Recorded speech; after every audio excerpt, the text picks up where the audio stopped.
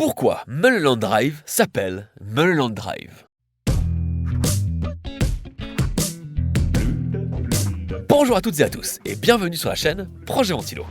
Mulholland Drive, pour moi, c'est un cas très particulier. C'était le premier long métrage de David Lynch que j'ai vu. Je me rappelle quand mon grand frère est venu me voir en me disant « Je te défie de comprendre ce film ». C'était le premier film qui m'a fait me questionner sur ce que je voyais, et donc sur le pouvoir du cinéma. Et surtout, c'est le premier film que j'ai traité sur ma chaîne depuis que je fais des chroniques parlant de cinéma. Alors aujourd'hui, j'aurais certainement pas fait ma vidéo de la même manière, mais il n'empêche qu'elle bat le record de la chaîne en termes de vues.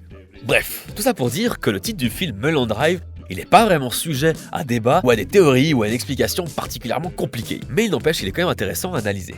Avant toute chose, il faut savoir que la route Mulholland Drive existe vraiment. C'est une route fondée en 1924 par l'ingénieur William Mulholland qui parcourt les monts Santa Monica et Hollywood Hills. Merci Wikipédia.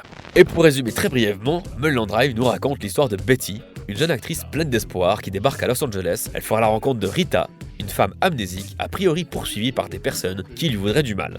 Mais bon, vous avez certainement vu le film et vous savez très bien que le scénario c'est pas vraiment ça. À partir de là, on rentre en zone spoiler.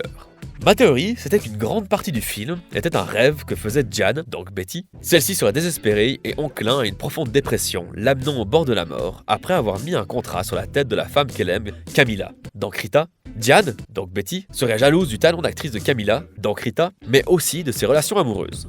Et le jour où Diane a pris cette décision, où tout s'est effondré pour elle, c'est lors de l'annonce des fiançailles de Camilla avec le réalisateur Adam Kesher. Et cette soirée se passe à Mulholland Drive. Et c'est effectivement ici le pivot du film. C'est de cette soirée que tout le reste va découler.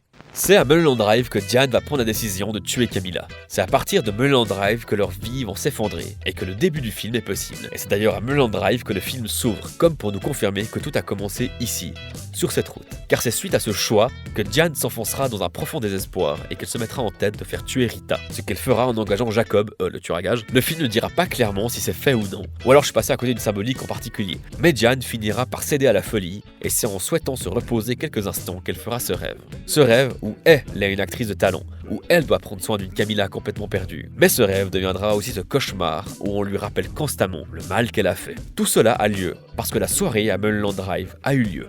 Sans cet instant de scission, le film n'existe pas.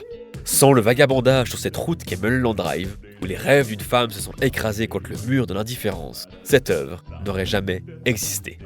Voilà pourquoi Mulholland Drive s'appelle Mulholland Drive. Je crois.